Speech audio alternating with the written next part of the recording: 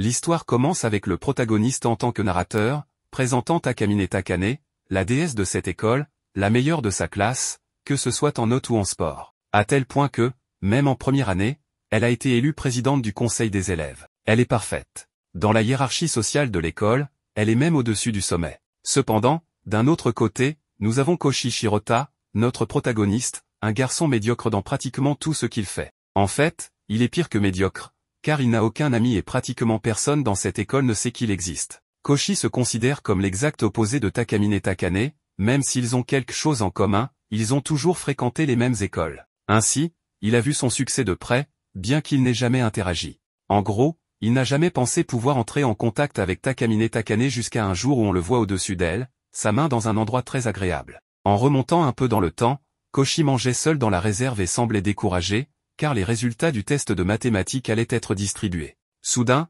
Takamine Takane est entrée elle aussi et a bientôt commencé à enlever ses vêtements. Même en essayant de rester fort, il n'a pas pu résister et a jeté un coup d'œil. Mais au-delà d'être émerveillé par ce qu'il voyait, il a remarqué quelque chose d'étrange, elle enfilait son haut, ce qui signifiait, est-ce qu'une personne aussi parfaite qu'elle pouvait oublier son soutien-gorge avant de quitter la maison? Je ne sais pas, mais ça ne semblait pas être une préoccupation pour Koshi. Pendant le cours, il ne pouvait s'empêcher de penser à ses melons jusqu'à ce qu'il reçoive son test et obtienne une très agréable surprise, il avait eu 52. Ce qui voulait dire que ce n'était pas une note éliminatoire, contrairement à ce qu'il pensait. Cependant, alors que certains célèbrent d'avoir obtenu un peu plus de la moitié, d'autres visent la perfection. Takamine Takane n'était pas du tout satisfaite d'avoir eu 98, et tout le monde a commencé à commenter à quel point c'était étrange, car elle n'avait jamais eu moins que la note maximale. Ainsi, furieuse, Takamine Takane a enlevé son bas, oui, elle a fait ça devant tout le monde. Après quelques effets visuels, le protagoniste s'est réveillé comme s'il avait rêvé, mais il a été surpris de voir que sa note était la même que dans le rêve. Cependant, ce qui est encore plus surprenant, c'est que l'avenir de Takamine Takane avait changé et qu'elle avait obtenu la note maximale. Il ne pouvait pas se sortir ça de la tête, d'autant plus qu'il avait vu le corps de la présidente du conseil des élèves. Alors, Koshi est allé dans la salle des filles pour clarifier les choses.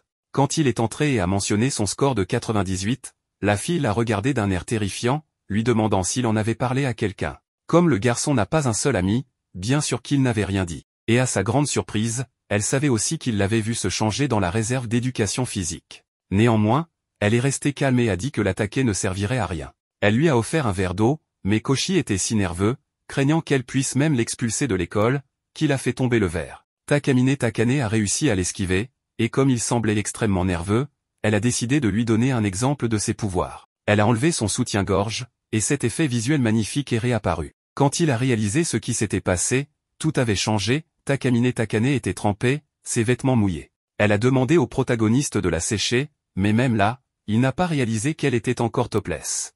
Elle a donc dû être un peu plus agressive, et cette douceur a laissé Koshi perplexe. Puisqu'il ne comprenait pas tout seul, Takamine Takane a décidé d'expliquer, en plus d'être mouillé, son soutien-gorge avait disparu, ce qui signifiait que lorsqu'elle enlève l'un de ses sous-vêtements, elle peut annuler des événements. Et elle avait utilisé son pouvoir pour s'empêcher d'esquiver l'eau. En gros, elle altère le futur, mais à chaque fois qu'elle le fait, ses sous-vêtements disparaissent, et c'est ainsi que ce soutien-gorge a disparu. Cependant, une question restait en suspens, comment la protagoniste se souvenait-elle encore de ce qu'elle avait fait? Elle a alors théorisé que quiconque regarde sa poitrine pourra conserver les souvenirs des événements passés. Même si Koshi ne lui avait rien demandé, Takamine a voulu expliquer une autre théorie sur la manière dont elle a obtenu cette capacité. Elle pense qu'elle possède ce pouvoir parce qu'elle mérite d'être la numéro 1. Elle s'est donc mise à énumérer toutes ses qualités, à parler de sa beauté. Mais Koshi n'écoutait même pas, car tout ce qui l'intéressait, c'était les melons juste devant lui. Takamine a expliqué que malgré tous ses efforts et son talent, il est inévitable de commettre de petites erreurs. Elle a même plaisanté en disant que la vie de la protagoniste était composée à 95% d'erreurs. Koshi ne comprenait même pas la moitié de ce qu'elle racontait et était surtout impressionné par à quel point elle semblait folle. Le pouvoir de Takamine s'est manifesté lorsqu'une petite erreur s'est produite. Elle était alors en 5e année, et déjà la meilleure élève dans tous les domaines, aussi bien scolaire que sportif. Lors du festival sportif de cette année-là, elle était l'ultime relayeuse de son équipe et n'avait plus qu'une personne à dépasser pour gagner la course. Mais voilà, le bento qu'elle avait mangé un peu plus tôt était avarié, et la douleur à l'estomac lui a coûté la victoire. Elle a fini en larmes, humiliée d'être arrivée seulement 2e. Mais ce n'était pas tout. Takamine a perdu le contrôle de sa vessie sous l'émotion. En retirant son sous-vêtement du bas, quelque chose d'étrange s'est produit, elle tenait soudainement le drapeau de la première place. C'est ainsi qu'elle a compris que retirer sa culotte lui permettait d'annuler certains événements, comme si elle n'avait jamais mangé ce bento avarié. Pour Takamine, ce pouvoir s'est donc manifesté parce qu'elle est une personne digne d'être numéro 1 et doit toujours rester à cette place. Malgré toute cette explication, Koshi ne comprenait toujours rien. Il n'en a tiré qu'une seule conclusion, Takamine faisait partie de ces personnes avec qui il valait mieux ne pas s'impliquer. Mais il y avait une raison pour laquelle elle lui révélait tout cela. À chaque utilisation de son pouvoir, ses sous-vêtements disparaissent, ce qui signifie qu'elle doit se changer à chaque fois. Cela l'oblige donc à toujours transporter des vêtements de rechange et lui fait courir le risque que quelqu'un la surprenne en train de se changer, comme Koshi l'a fait. C'est laquelle lui a fait une proposition irrésistible, devenir son garde-robe. En d'autres termes, elle voulait un esclave personnel qui la suivrait partout pour l'aider à se rhabiller dès que nécessaire. Et puisque Koshi était le seul à comprendre son pouvoir, il était le candidat parfait. Koshi ne voyait aucun avantage dans cette proposition. Alors, Takamine lui a balancé qu'il était une personne insignifiante, mais que s'il acceptait, il deviendrait unique à ses yeux. Le pauvre garçon savait bien qu'une femme narcissique comme elle était synonyme de problème, alors il a tenté de prendre la fuite. Mais Takamine ne comptait pas le laisser partir aussi facilement. Lorsqu'elle l'a arrêté, ils sont tombés au sol ensemble. Puis, elle a changé de stratégie. Avec sa main sur ses melons, Koshi a cru qu'il allait être récompensé pour ce service.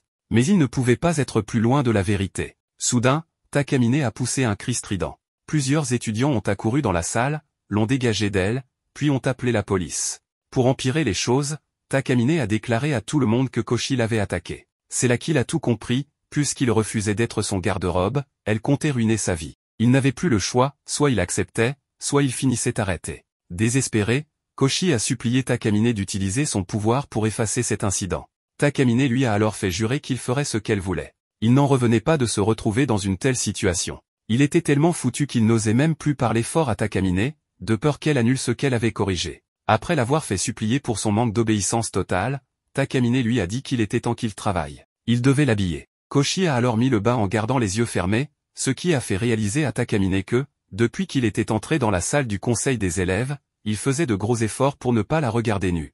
Cela semblait la satisfaire. Et après avoir remarqué que son côté chevaleresque était intact, elle lui a simplement rappelé qu'il restait encore le haut à mettre. Dans cette scène, Takamine et Koshi sont tous les deux dans le bureau du président. Ils sont très proches l'un de l'autre, et Takamine tient la main de Koshi en lui disant qu'il est désormais son serviteur et qu'il peut faire ce qu'il veut. Le cœur de Koshi bat très vite, et Takamine le regarde avec beaucoup d'amour. Mais soudain, plein de policiers arrivent et arrêtent à nouveau Koshi. Takamine joue la fille bien élevée, puis sourit de nouveau. On comprend alors que tout cela n'était qu'un rêve de Koshi. Ensuite, il reçoit un message sur son téléphone. C'est Takamine qui lui rappelle de ne pas être en retard à l'école. En voyant la photo d'elle, Koshi devient tout rouge.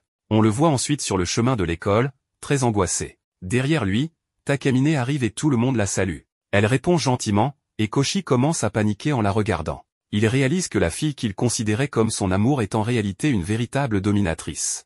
Takamine vient lui parler, et tout le monde est choqué qu'elle s'adresse à lui. Koshi le remarque aussi.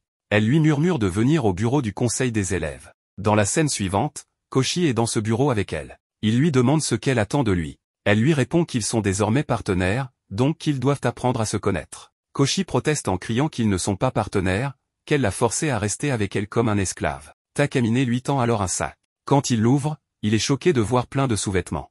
Elle lui dit qu'il va devoir gérer son armoire et lui apporter ses affaires quand elle en aura besoin. Koshi, encore sous le choc, demande s'il devra toujours transporter ça avec lui. Takamine lui explique qu'elle aura besoin de lui à chaque fois qu'elle utilisera son pouvoir, afin qu'il l'aide à remettre ses sous-vêtements. Il lui dit que c'est complètement faux. Elle le rassure en disant qu'elle ne s'en servira qu'une ou deux fois pendant les cours, ou en cas d'urgence. Ils continuent à discuter, et Takamine lui rappelle que s'il ne fait pas bien son travail, il sait ce qui pourrait lui arriver, faisant référence à son arrestation précédente. Pris de panique, Koshi promet de bien faire. Elle lui dit que s'il fait bien, il aura droit à une récompense. Elle le fait alors tomber et s'assoit sur lui. Il ferme les yeux, apeuré, et supplie qu'elle ne prévienne pas la police cette fois. Il promet de tout faire pour elle. Takamine le rassure. Elle lui dit qu'elle aussi trouve cela embarrassant de devoir montrer ce genre de choses, mais qu'avec lui, c'est différent, elle se sent plus à l'aise. Koshi est surpris par ses paroles et promet de ne pas la décevoir. Il lui dit qu'il doit retourner en classe. Takamine lui demande de lui rendre le sac après les cours et de ne surtout pas l'emporter chez lui. Koshi acquiesce. Après son départ, elle sourit. La scène suivante se passe en classe. Le professeur lit un poème et demande qui veut l'expliquer. Koshi pense que Takamine va briller une fois de plus. Effectivement, elle se lève et commence à expliquer le poème, captivant la classe avec sa voix douce. Koshi la regarde et pense qu'elle est vraiment magnifique, intelligente, presque parfaite. Il se dit qu'elle n'aurait même pas besoin de ses pouvoirs. Puis, un vent fort souffle dans la classe. Takamine se lève en disant qu'elle va devoir utiliser à nouveau son pouvoir. Koshi est surpris, car elle avait déjà fait une très bonne explication. Elle commence alors à enlever son pantalon en disant que c'était bien, mais que ça peut être encore mieux.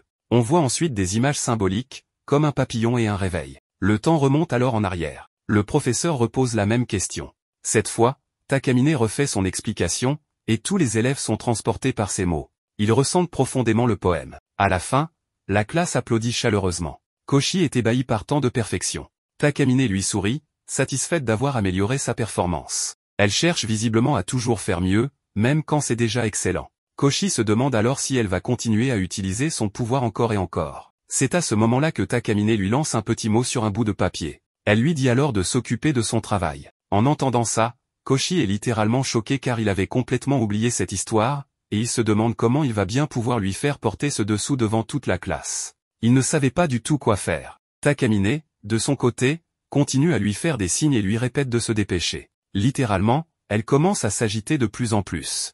Ensuite, quelqu'un demande à Koshi s'il peut lui passer une gomme. Koshi voit alors qu'une gomme est tombée juste devant Takamine. À ce moment-là, il pense que Takamine est vraiment une génie. Il se dit qu'il n'a pas le choix s'il ne veut pas retourner en prison.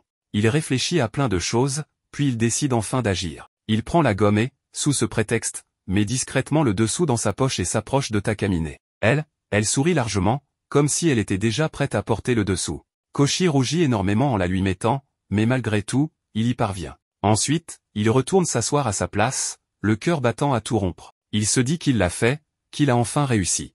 Il était vraiment heureux à ce moment-là. Puis le professeur commence à distribuer les copies de l'examen. Il dit qu'il va appeler les noms un par un et que chacun doit venir chercher sa feuille. Koshi pense que c'est encore un mauvais moment. Il regarde vers Takamine et se rend compte qu'il n'a pas bien mis le dessous. Il commence à paniquer. Il imagine que si le professeur appelle Takamine et qu'elle marche, le dessous pourrait tomber. Il serait vraiment gêné, et toute la classe serait choquée en voyant ça. Takamine se met même à pleurer en regardant Koshi et lui demande pourquoi il a fait ça. Koshi panique encore plus et se remémore le moment où le policier est venu pour l'arrêter. Il se dit que s'il fait une erreur, il est fichu. Il doit régler ce problème rapidement, mais il n'a aucune idée. Puis, il a une idée. Quand ce sera le tour de Takamine, c'est lui qui ira chercher sa copie à sa place.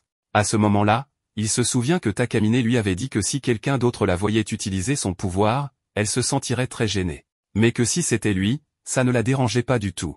Quand vient le tour de Takamine, Koshi se lève rapidement et va voir le professeur. Celui-ci lui dit qu'il n'est pas Takamine. Et Koshi répond qu'il est venu par erreur. Le professeur lui dit que ce n'est pas grave et qu'il peut prendre aussi sa feuille. Voyant le comportement de Koshi, Takamine commence à sourire. Ensuite, Koshi va vers elle, et elle le remercie. Koshi lui dit qu'elle n'a pas besoin de le remercier, qu'il est son esclave et qu'il doit le faire. Puis il s'éloigne, mais Takamine attrape son pied et lui dit qu'il n'a pas encore terminé son travail et qu'il doit mettre bien le dessous cette fois. Koshi s'énerve et lui demande si elle est folle, qu'ils sont en classe, qu'il y a plein de monde, et comment elle veut qu'il fasse ça ici. Takamine lui répond qu'il n'a pas vraiment d'autre option. Alors, Koshi s'exécute tant bien que mal. Takamine fait une drôle de tête, et Koshi lui demande si elle va bien, s'il y a un souci. Elle ne dit rien, mais elle rougit beaucoup. On passe ensuite à une scène dans la salle du conseil. Koshi lui demande d'arrêter de lui faire ce genre de truc. Takamine lui répond qu'elle voulait juste le tester pour voir comment il réagirait dans cette situation. Puis elle s'excuse et lui dit qu'elle a entièrement confiance en lui, qu'il ne ferait jamais rien de mal. Elle lui demande alors pourquoi elle a essayé de le sauver à ce moment-là, pourquoi il a mis le dessous correctement. Et il répond que c'est peut-être parce qu'elle lui avait dit qu'elle ne voulait pas que quelqu'un d'autre voie ses sous-vêtements. Elle lui demande s'il l'a protégée pour cette raison. Koshi pense qu'elle a deviné ça, mais il ne dit rien. Il répond simplement qu'il l'a sauvée juste pour éviter qu'elle le balance à la police. Takamine dit qu'elle ne croit pas vraiment à cette excuse, mais que si c'était pour lui faire plaisir, alors merci beaucoup. À ce moment-là, son visage est vraiment trop mignon. Un autre jour, le professeur demande à Takamine de ramasser les devoirs et de les lui apporter dans la salle de préparation. Ensuite, Takamine dépose tous les devoirs et va les ranger. Puis, les autres élèves arrivent et lui demandent s'il a besoin d'aide. Koshi pense alors que Takamine est vraiment très populaire. Takamine confirme qu'elle a effectivement besoin d'aide. Elle mentionne le nom de Koshi et utilise ensuite son pouvoir. Un papillon apparaît dans les airs. Ensuite, on revient dans le passé. Tous les élèves proposent encore leur aide à Takamine. Koshi se rappelle que Takamine lui a bien dit qu'il devrait faire tout son travail. Il va donc vers elle et lui demande s'il peut l'aider. Dans la scène suivante, Takamine lui dit qu'elle le laisse tranquille cette fois, mais qu'elle ne le ratera pas la prochaine. Elle lui dit aussi de prendre soin de lui. Koshi lui fait boire la même boisson et s'excuse. Il dit qu'il s'y est habitué. En gros, tous les élèves veulent aider Takamine, mais elle demande toujours l'aide de Koshi. Elle lui dit encore une fois de faire attention à lui, puis lui demande de la suivre. En marchant, beaucoup de gens viennent aider Takamine. Koshi pense qu'elle est vraiment très populaire, mais elle les rejette tous et continue son chemin. Takamine commence à parler avec tout le monde, notamment le président du club de baseball. Koshi est impressionné par sa popularité. Takamine lui demande ce qu'il devra faire quand elle aura un travail. Il répond qu'il devra la suivre et l'aider. Takamine lui dit que c'est une très bonne réponse. Koshi lui fait remarquer qu'elle doit avoir beaucoup de problèmes à force de rejeter tout le monde. Takamine répond qu'elle ne demande pas d'aide parce qu'elle est une très bonne présidente. Elle commence à se vanter. Koshi lui demande si elle connaît le visage et le nom de tous les élèves. Takamine confirme qu'elle est une présidente parfaite, que tout le monde connaît son nom et son visage, alors elle doit aussi connaître ceux des autres. Elle dit qu'elle doit être parfaite, et que personne ne devrait lui ressembler dans ce monde. Elle recommence à exagérer ses qualités. Ensuite, elle continue son chemin. Koshi dit qu'il ressent beaucoup de jalousie, car elle est populaire et travaille dur pour rester parfaite. Takamine commence alors à parler des faiblesses de Koshi. Elle en énumère tellement que Koshi se sent honteux.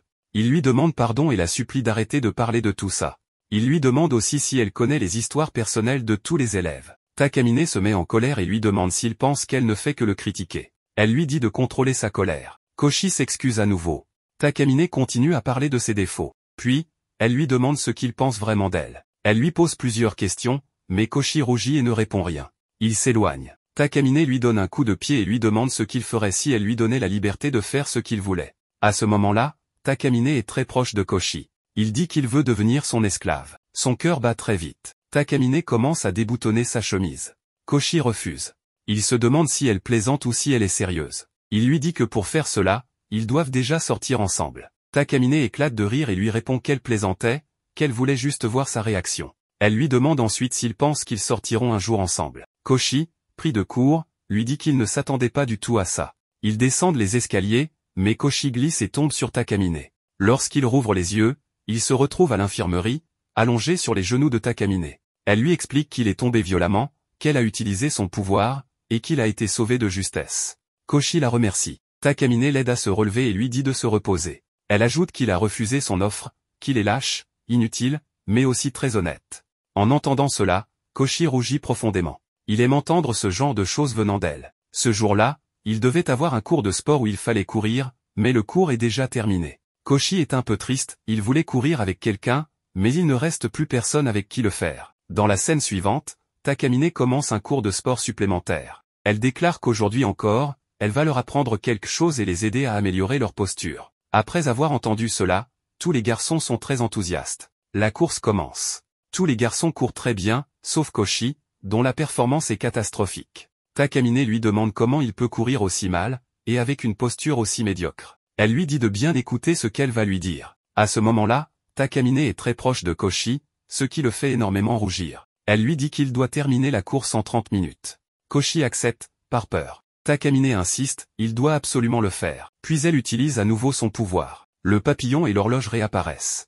On revient dans le passé, au point de départ de la course. Takamine, très en colère, répète que la course doit être finie en 30 minutes, quoi qu'il arrive. Koshi accepte à nouveau, toujours par peur, et commence à courir. Très vite, il est épuisé. Il pense qu'il n'y arrivera pas, mais Takamine, sur un vélo, suit le groupe et encourage tout le monde. Koshi remarque alors que Takamine ne porte pas de dessous, elle l'a retiré en utilisant son pouvoir. Choqué, Koshi pense qu'il ne peut pas laisser les autres la voir dans cet état. Il se dit qu'il doit la protéger, et qu'il doit à tout prix lui faire remettre son pantalon. Motivé par cette pensée, il se met à courir très vite et finit la course avec 30 minutes d'avance. Il devient ainsi le gagnant de la course. Ensuite, il fait ce qu'il avait à faire. Takamine lui dit qu'elle le suivait à vélo pour s'assurer que personne ne se blesse. Elle lui demande ce qu'il en pense. Koshi lui répond qu'il est très fatigué, qu'il ne pensait pas pouvoir finir la course, mais qu'il l'a fait, et qu'il se sent bien. Takamine lui dit qu'elle ne parlait pas de ça, mais du fait qu'il a terminé premier en moins de 30 minutes. Elle ajoute qu'elle sait qu'il a remarqué quelque chose. Elle lui demande s'il va le dire maintenant. Koshi avoue qu'il ne voulait pas que les autres découvrent ce détail à propos d'elle. Il voulait simplement la protéger. Il dit qu'il est très content. Takamine, touchée, lui répond qu'elle aussi est heureuse d'entendre ça. Elle annonce qu'elle rentre chez elle, et lui dit d'en faire autant. Plus tard, on voit Koshi chez lui. Par erreur, il a emporté le sac contenant les dessous de Takamine. Il se dit qu'il le lui rendra demain à l'école. Mais il commence à penser à autre chose et essaie d'ouvrir le sac. À ce moment-là, il reçoit un appel de Takamine. Elle lui demande s'il n'a rien oublié. Koshi s'excuse. Takamine lui dit qu'elle n'a que ses dessous de sport, puis elle raccroche. Il pense alors que Takamine veut qu'il lui apporte ce dessous. Il se dit qu'il va les lui rapporter, étant donné qu'elle n'est pas loin de chez lui. Mais ensuite, il comprend qu'il s'agit d'un test, et malgré le fait qu'il soit sa garde-robe, il décide de ne pas aller le voir. Takamine lui envoie une photo d'elle en tenue, et sans aucun dessous. Elle ne porte rien. Elle dit qu'elle part courir. Koshi, très inquiet, ne sait pas quoi faire. Takamine lui envoie encore des photos. Koshi pense à les télécharger, puis se dit qu'il doit aller l'aider. Elle continue d'envoyer des photos, toujours sans rien porter, en train de faire de l'exercice. Elle lui dit qu'il n'a pas à venir s'il ne le veut pas. Mais Koshi a peur. Il commence à craindre que quelqu'un puisse lui faire du mal. Il pense d'abord qu'elle peut se débrouiller seule, puis change d'avis. Il se dit qu'elle a besoin de lui.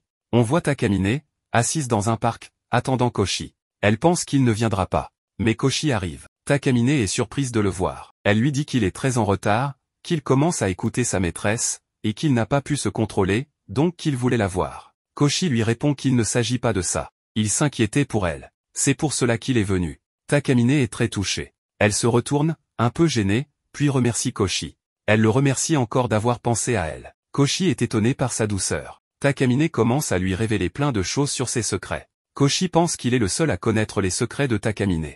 Il commence à se demander pourquoi il ressent cela. Il se dit qu'il est venu exprès pour elle, parce qu'il voulait la voir. Takamine lui confirme qu'il est le seul à connaître ses secrets. Elle lui demande s'il est vraiment inquiet pour elle. Puis elle reprend son sac, et tous deux commencent à rentrer chez eux. Takamine rougit énormément. Ensuite, on voit Takamine participer à une course de natation. Elle domine la compétition avec aisance, remportant la victoire avec grâce et puissance. Tout le monde autour d'elle est impressionné et l'inonde de compliments pour sa performance. Mais un spectateur, Koshi, est plongé dans ses pensées. Il réalise qu'elle affrontait pourtant des athlètes formés à l'étranger, et malgré cela, elle a gagné facilement. Rien que cela en dit long sur son talent extraordinaire. Malgré sa victoire, Takamine ne semble pas totalement satisfaite. En utilisant sa mystérieuse capacité, elle remonte le temps et retourne au point de départ. Cette fois, elle nage à reculons, littéralement. La foule est stupéfaite, et Koshi aussi. Il ne peut s'empêcher d'admirer sa forme et sa silhouette, captivé plus par elle que par la course elle-même. Une fois de plus, elle gagne, et les éloges continuent. Après la course, elle s'approche de Koshi en le taquinant parce qu'il ne lui a pas demandé pourquoi elle avait utilisé sa capacité encore une fois. Elle lui révèle qu'elle savait déjà qu'elle allait gagner, donc elle voulait simplement laisser une impression encore plus forte. Koshi, encore troublé, n'arrive clairement pas à se concentrer sur la compétition. Il est distrait, et ça se voit. Plus tard, Takamine invite Koshi à faire du shopping avec elle. Il ne comprend pas trop pourquoi elle l'a emmené, jusqu'à ce qu'elle commence à essayer des tenues et à lui demander son avis. Naturellement, il est embarrassé, détournant le regard nerveusement alors qu'elle choisit des options audacieuses. Elle prend plaisir à le taquiner, surtout lorsqu'il bafouille en essayant de l'aider à choisir un pantalon. Chaque option qu'il propose le pousse à l'imaginer en train de le porter, et son esprit commence clairement à vagabonder. Elle l'entraîne même dans la cabine d'essayage, le prenant complètement au dépourvu. Elle lui fait remarquer avec désinvolture qu'elle ne porte rien sous la pièce noire qu'elle a déjà enfilée. Koshi, submergé, peine à l'aider à enfiler le pantalon correctement. Il est totalement déstabilisé et finit par s'évanouir de gêne. Alors que le jour décline, Takamine se moque gentiment de sa timidité. Koshi s'excuse, se sentant un peu humilié. Elle lui demande alors pourquoi il avait choisi le pantalon bleu. Après une hésitation, il explique qu'il l'associe au ciel, forte, inatteignable, toujours présente. Donc, selon lui, le bleu lui allait bien. Il est lui-même surpris d'avoir dit quelque chose d'aussi sincère. Takamine, sans répondre, s'éloigne simplement. Koshi panique, ne sachant pas s'il a dit quelque chose de mal. Mais on la voit ensuite sourire, sincèrement heureuse. Elle lui dit que la prochaine fois, elle l'emmènera à nouveau faire du shopping. Il n'en revient pas et la supplie de ne pas autant le taquiner. Le lendemain à l'école, Koshi attrape un rhume. Après les cours, il rentre chez lui mais perd soudainement l'équilibre. Takamine est là pour le rattraper. Inquiète, elle décide de l'accompagner chez lui. Une fois là-bas, elle commente à quel point son appartement est petit et modeste. Elle regarde même son ordinateur, plaisantant en s'attendant à y trouver quelque chose de louche mais tout est propre. Koshi, exaspéré, tente de se défendre. Elle se demande alors s'il ne cache rien dans des dossiers secrets. Il ferme rapidement son ordinateur portable, agacé, et lui demande si c'est pour ça qu'elle est venue. Takamine lui répond que c'est important de savoir comment il pense, car cela pourrait influencer sa propre vie aussi. Puis elle annonce que pour aujourd'hui, elle est son infirmière, et qu'elle va prendre soin de lui. Elle l'interroge sur ses habitudes alimentaires, et quand Koshi admet qu'il ne mange pas toujours bien, elle décide qu'elle va cuisiner pour lui. Il essaie de l'en empêcher, mais elle insiste. En se dirigeant vers la cuisine, elle se demande en plaisantant si elle ne devrait pas cuisiner simplement en tablier. Cette seule image mentale plonge Koshi dans un tourbillon de confusion. Takamine passe du temps à aider, elle cuisine, fait le ménage, et lui dit même de se reposer correctement. Même si elle s'amuse à le taquiner, Koshi la supplie d'y aller doucement, puisqu'il ne se sent pas bien. Finalement, il lui dit qu'elle devrait rentrer chez elle, pour qu'il puisse se reposer et surtout pour qu'elle n'attrape pas son rhume. Takamine, impressionné, lui répond que c'est un bon argument. Peut-être qu'elle s'est un peu trop emportée. Après cela, elle utilise à nouveau son pouvoir. Soudain, Koshi est renvoyé dans le passé, à un moment calme où Takamine lui avait préparé un repas. Elle avait même laissé une serviette chaude à côté, au cas où il aurait besoin de réconfort. Le soin qu'elle avait mis dans chaque détail était évident. En mangeant, Koshi est submergé, non seulement par la saveur du plat, mais aussi par les souvenirs que cela ravive. Il se rappelle d'innombrables petits moments passés avec Takamine. Allongé dans son lit, toujours plongé dans ses pensées, Takamine entre discrètement dans la chambre pour prendre de ses nouvelles. Voyant qu'il a mangé, elle lui demande comment il se sent. Sans attendre de réponse, elle se glisse dans le lit à ses côtés, le prenant complètement au dépourvu. Pour elle, le fait de rester proche de lui, de partager sa chaleur, peut aider à accélérer sa guérison. Une fois encore, elle fit appel à son pouvoir. Elle explique à Koshi qu'elle a utilisé un déodorant après le cours de PS, alors elle ne devrait plus sentir la sueur. Étant donné qu'elle va lui tenir chaud, elle pense que c'est l'idéal, à moins que Koshi ne l'aime en sueur. Il rejette immédiatement cette idée. Takamine le taquine gentiment, mais finit par s'allonger près de lui disant d'imaginer qu'elle est comme un bol d'eau chaude, posé là pour le soulager. Mais pour Koshi, imaginer quoi que ce soit est presque impossible, avec la fille la plus admirée du lycée à seulement quelques centimètres. Il lutte pour rester maître de lui. Alors qu'elle se blottit contre lui, Takamine se confie. Elle admet à voix basse qu'elle a peut-être dépassé certaines limites en voulant l'aider, et s'excuse doucement. Puis elle le tire tendrement contre elle, lui assurant qu'il n'a plus à s'inquiéter, qu'elle restera à ses côtés jusqu'à ce qu'il aille mieux. Ce moment pousse Koshi à réfléchir autrement à son sujet. Pour le reste de l'école, Takamine est pratiquement intouchable, une sorte de déesse, présidente de classe, admirée de tous. Mais Koshi commence à comprendre qu'au-delà de cette image parfaite, se cache une jeune fille comme les autres, avec des sentiments, des doutes, et une bienveillance qu'elle ne montre pas facilement. Alors que Koshi commence enfin à se détendre et à s'endormir, il lui pose une dernière question, « Pourquoi est-ce que tu fais tout ça pour moi ?» Takamine est prise de court. Elle veut répondre mais s'interrompt. Il s'est déjà endormi. Plus tard, sur le chemin du retour, elle aperçoit des enfants en train de jouer. Cette scène ravive en elle de vieux souvenirs d'enfance. À cette époque, personne ne voulait jouer avec elle, elle était souvent seule. Un jour, sur le chemin du retour, elle était tombée sur un chat errant. Elle l'avait nourri. Et puis, à sa grande surprise, un garçon était apparu. Il ressemblait trait pour trait à Koshi. Lui aussi avait apporté du lait pour le chat. Ensemble, ils avaient partagé un moment calme et plein de sens. De retour dans le présent, ce même chat est toujours avec elle. Il marche à ses côtés alors qu'elle rentre chez elle. Pendant ce temps, Koshi se réveille en pleine nuit. La fièvre ne l'a pas quitté. Mais en regardant la table, il y découvre un plat que Takamine a préparé à l'avance. En mangeant, il ne peut s'empêcher de rougir, repensant à elle, à tout ce qu'elle a fait, et à tout ce qu'elle a dit.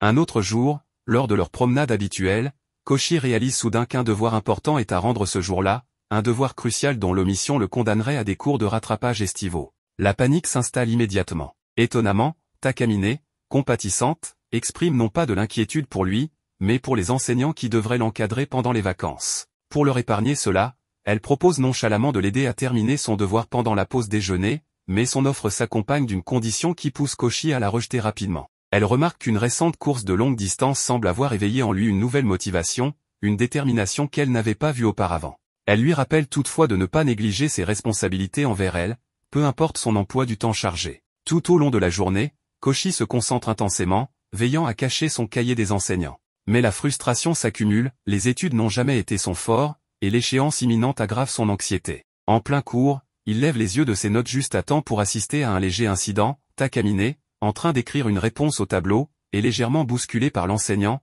ce qui l'a conduit à tracer un caractère légèrement incorrect. Pendant un bref instant, Koshi perçoit dans son regard qu'elle envisage d'utiliser son pouvoir de remonter le temps. Pourtant, elle s'abstient et, avec ingéniosité, transforme le caractère en une solution inattendue mais techniquement correcte, suscitant des murmures admiratifs dans la classe. Plus tard, pendant la pause, Koshi surprend un autre moment subtil, une camarade remercie Takamine pour lui avoir suggéré une montre connectée comme cadeau pour son petit ami, un choix très apprécié. Elle regrette toutefois qu'un modèle plus récent soit sorti peu après. Koshi observe attentivement, les doigts de Takamine frémissent, ses yeux s'agitent, elle semble peser l'idée de remonter le temps pour suggérer le nouveau modèle. Mais encore une fois, elle résiste, proposant plutôt une solution simple en consultant son téléphone. Tout au long de la journée, Koshi remarque des signes discrets, des instants où Takamine hésite, luttant visiblement contre l'envie d'utiliser son pouvoir. À la fin de la journée, Koshi rend triomphalement son devoir, ressentant un immense soulagement. En sortant du bureau de l'enseignant, il aperçoit Takamine à proximité, vacillante, les joues légèrement rosées. Inquiet, il se précipite vers elle. Elle balaie ses préoccupations, affirmant qu'il n'y a rien dans cette journée qu'elle souhaiterait recommencer. Mais Koshi perçoit sa façade et s'agenouille doucement devant elle, l'encourageant à utiliser son pouvoir si cela peut apaiser sa douleur. Obstinée, elle refuse, tentant de le convaincre que tout s'est bien passé. Finalement, elle fléchit, avouant à voix basse qu'elle craignait que remonter le temps n'empêche Koshi de terminer son devoir. Déterminée, Koshi insiste pour qu'elle utilise son pouvoir afin de soulager le poids de la journée. Elle cède, mais à une condition, il devra activer son pouvoir à sa place. Elle tente une dernière fois de le dissuader, lui rappelant qu'en remontant le temps, il devra refaire tout son devoir. Avec une assurance inhabituelle, Koshi répond que ce n'est pas grave, il connaît désormais la plupart des réponses et pourra le compléter plus rapidement. Ce qui compte, c'est qu'elle aille mieux. Takamine le fixe un instant, puis acquiesce, le laissant activer son pouvoir. Nerveux, Koshi ferme les yeux et déclenche la capacité. La sensation familière et désorientante du temps qui recule les enveloppes, mais lorsqu'elle s'arrête, Koshi constate que rien de majeur n'a changé, ils sont toujours à la fin de la journée scolaire. Perplexe, il demande à Takamine pourquoi ils n'ont pas reculé davantage.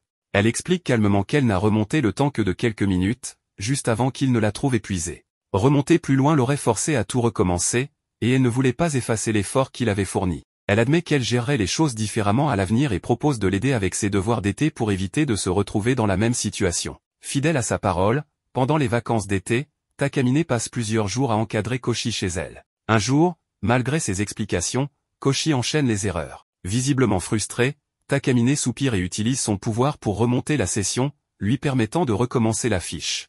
Elle se plaint en passant de l'absence de sa mère, qui aurait rendu l'environnement plus accueillant pour les invités. C'est alors que Koshi réalise qu'ils sont seuls dans la maison. Cette pensée le trouble, être si proche de Takamine, belle et imprévisible, le rend mal à l'aise.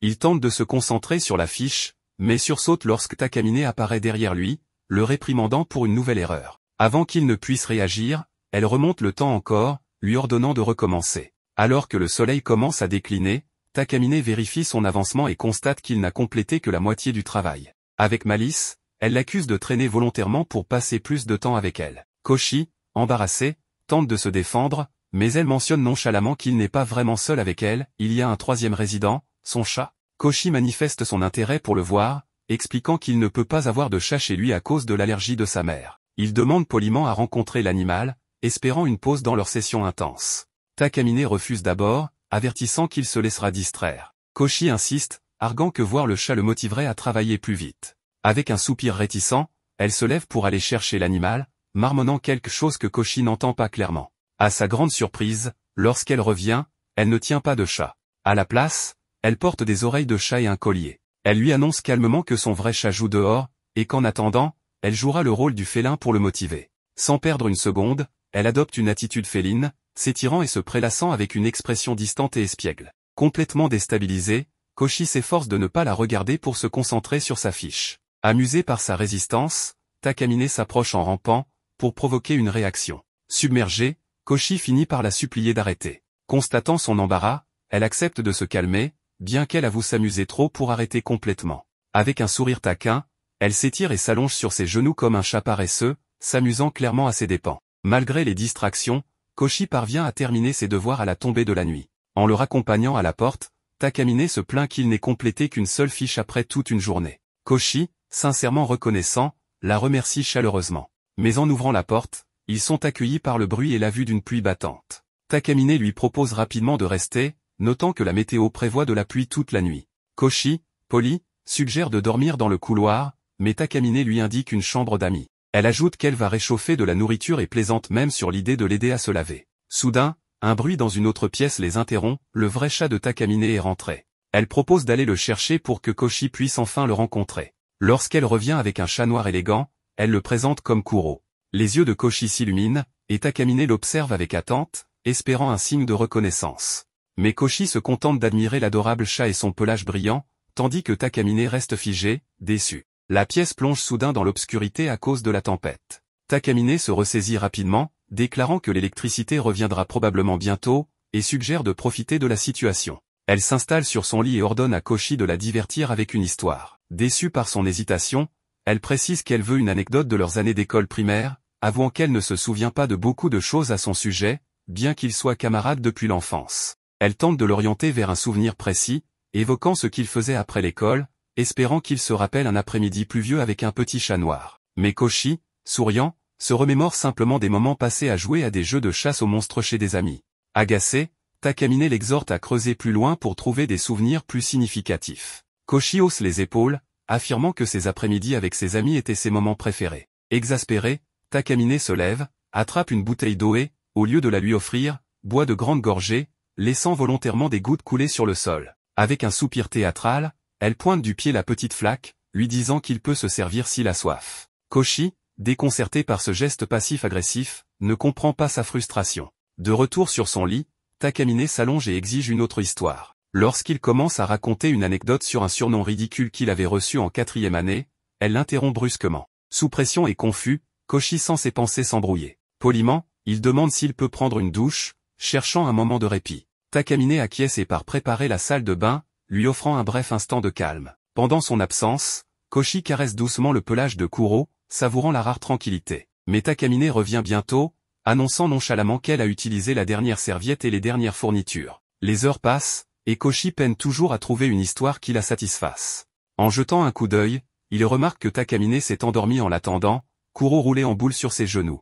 Quelque chose dans cette scène ravive un souvenir lointain. Doucement, Koshi se met à parler, décrivant un après-midi pluvieux de son enfance où il avait partagé un moment calme avec une fille, nourrissant ensemble un chat noir errant. Takamine s'éveille à sa voix et esquisse un sourire discret, il s'en souvenait enfin, du moins en partie. Il parle avec tendresse de la fille et du chat, sans faire le lien avec le présent. Se détournant, Takamine lui demande pourquoi il ne considère pas ce jour comme l'un de ses plus précieux. Koshi admet que la fille lui avait avoué ses sentiments, mais qu'il était trop stupéfait pour répondre. Après ce jour, elle et le chat avaient disparu de sa vie. Il était retourné à leur lieu de rencontre, mais il était toujours vide. Takamine se tourne vers lui, curieuse et pleine d'anticipation, et lui demande ce qu'il ferait s'il revoyait cette fille. Koshi la regarde directement, et pendant un instant, l'espoir brille dans ses yeux, jusqu'à ce qu'il lui demande si elle a une idée de qui était cette fille. Dissimulant sa déception, Takamine choisit de ne pas le corriger. Même s'il n'a pas reconstitué le puzzle, le souvenir vit encore en lui, et cela lui suffit pour l'instant. Soudain, un violent coup de tonnerre secoue la pièce. Takamine tressaille, tentant de masquer sa réaction par une remarque moqueuse, accusant Koshi d'être effrayé. Mais un nouvel éclair et un grondement plus fort la font sursauter à nouveau, et cette fois, elle se jette instinctivement dans ses bras. Koshi vacille mais reste figé tandis que Takamine s'accroche à lui. À cet instant, il comprend, Takamine prolongeait la soirée non par obligation ou malice, mais parce qu'elle ne voulait pas affronter la tempête seule. Gênée mais réconfortée, elle enfouit son visage dans son épaule, lui disant d'oublier cet épisode. Toujours agrippée à lui alors qu'une nouvelle vague de tonnerre résonne, Takamine esquisse un petit sourire discret. Peu après, l'électricité revient. Elle se prépare à aller faire le dîner. Koshi lui dit que ce n'est pas nécessaire, qu'elle ne devrait pas se donner tant de mal pour lui. Takamine lui répond en lui demandant « Qui t'a dit que j'allais cuisiner pour toi ?» Toutefois, elle pense qu'elle peut lui préparer quelque chose, mais à une condition. Pour rendre les choses plus intéressantes, elle propose qu'il joue à être un couple de jeunes mariés, et s'il ne joue pas le jeu, il sera puni. La punition, c'est de rester célibataire pour le reste de sa vie. Koshi trouve que c'est une punition un peu exagérée, mais elle lui dit que pour lui, ça ne changerait rien. Elle part cuisiner, et Koshi la suit. Peu de temps après, il a attendu assez longtemps pour qu'elle enlève sa serviette et mette un tablier. Juste un tablier. Koshi lui demande ce qu'elle fait à cuisiner comme ça. Elle lui répond qu'il n'est pas correct d'appeler sa femme présidente, alors il devra rester célibataire pour toujours. Ou du moins, c'est ce qu'elle dirait, mais elle lui laisse passer pour cette fois. Koshi dit à Takamine de mettre des vêtements sous le tablier, mais elle répond que s'il veut qu'elle porte plus de vêtements, il devra les lui mettre lui-même. Elle lui demande aussi de surveiller la soupe. Il obéit, lui met une culotte, et remue la soupe. Avec une culotte et un tablier, Koshi est distrait et fait brûler la soupe. Comme ils ne vont pas gâcher la nourriture, Takamine enlève sa culotte pour lui donner une autre chance. Le dîner est prêt, et Koshi meurt d'envie de commencer à manger, mais elle lui demande d'attendre parce qu'elle veut lui donner la première bouchée elle-même. Elle prend une cuillère et lui dit « Voilà ta première bouchée ». Koshi insiste que ce n'est pas nécessaire, et à cause de ça, un peu de soupe tombe sur sa cuisse. Il lui demande si ça va, si elle s'est brûlée. Takamine dit que non, mais qu'elle a mis tellement d'amour dans cette soupe qu'elle ne veut pas en gaspiller une goutte, alors il devra la nettoyer avec sa langue. Koshi dit que ça va peut-être trop loin, mais elle lui rappelle qu'ils sont maintenant mari et femme, et qu'il n'y a rien de mal à ce que ton mari te lèche de la soupe sur la jambe. Koshi pense le faire, mais là, on nous balance cette horrible animation de papillon, et à la fin, ben rien. Takamine voulait voir si elle pouvait le convaincre, mais non, alors elle revient en arrière à la partie où elle lui donne à manger dans la bouche. Elle lui dit aussi qu'en fait, elle ne pensait même pas le laisser lui lécher la jambe si facilement, parce que selon elle, sa peau est parfaite et en porcelaine, donc tout ça n'était qu'une blague. Le dîner se termine, et Takamine lui dit que maintenant, c'est l'heure du bain. Koshi dit qu'il est d'accord et que pendant qu'elle se lave, il va faire la vaisselle. Takamine lui dit d'arrêter de déconner, ils sont jeunes mariés, tous les jeunes mariés se lavent ensemble. Koshi dit que c'est mieux de ne pas le faire, mais Takamine insiste en disant que c'est ce que font tous les jeunes mariés. Cependant, Koshi répond qu'ils peuvent être l'exception. Comme Takamine n'aime pas être rejetée, elle dit que c'était une blague, qu'elle ne veut pas que Monsieur Mou du genou lui passe un savon pour éviter de se baigner avec elle. On passe à la scène du bain. Koshi est sur son petit tabouret, cherchant le shampoing, quand il voit le shampoing que Takamine utilise. Et là, la fille entre dans la salle de bain, comme tout le monde sauf Koshi l'avait vu venir. Il lui rappelle qu'elle avait dit qu'elle n'entrerait pas, mais elle précise qu'elle a seulement dit qu'elle plaisantait, pas qu'elle ne le ferait pas. Elle lui dit de ne pas être idiot, qu'elle pensait bien utiliser son shampoing pour ses cochonneries, mais qu'elle est venue préparer et qu'elle a mis un maillot de bain. Sauf que le maillot est si minuscule qu'il aurait mieux valu qu'elle ne porte rien. Bref, elle veut lui laver le dos, soi-disant pour s'entraîner pour quand elle sera vraiment mariée. Apparemment, laver le dos, c'est tout un art. Il accepte, mais lui demande de garder ses seins loin de lui. Maintenant qu'ils sont d'accord, elle ne cache pas sa joie. Elle commence à le savonner, et Koshi doit penser à sa sœur pour éviter des émotions en trop. Mais là, il sent quelque chose de doux et rond dans son dos. Koshi ne peut s'empêcher de se retourner, mais découvre que ce ne sont que des ballons d'eau que la fille avait pour éviter un contact indésirable. Elle lui rince le dos, mettant fin au rituel japonais du frottage de dos. Koshi peut se détendre, ou du moins, c'est ce qu'il croyait. Maintenant, Takamine se met devant lui et lui dit qu'elle va lui laver les cheveux. Koshi n'a même plus la force de discuter, alors il laisse faire. Takamine lui met son shampoing, et comme il sent maintenant comme elle, c'est suffisant pour qu'il perde le contrôle de son corps. Il va finir par tout gâcher. Il essaie de l'arrêter, mais finit par lui attraper un sein. Pour dissimuler, il se jette dans la baignoire. Avec tous ces incidents, ses 3 centimètres se sont réveillés de leur léthargie. Elle remarque qu'elle l'a trop provoqué, elle a honte et lui dit qu'il devrait arrêter de jouer à ça. Koshi est allongé dans son lit quand Takamine frappe à la porte. Elle lui dit qu'elle va dormir et qu'elle a mis le réveil pour le matin. Koshi lui dit que c'est cool, mais là, Takamine entre dans la chambre et se met sur lui.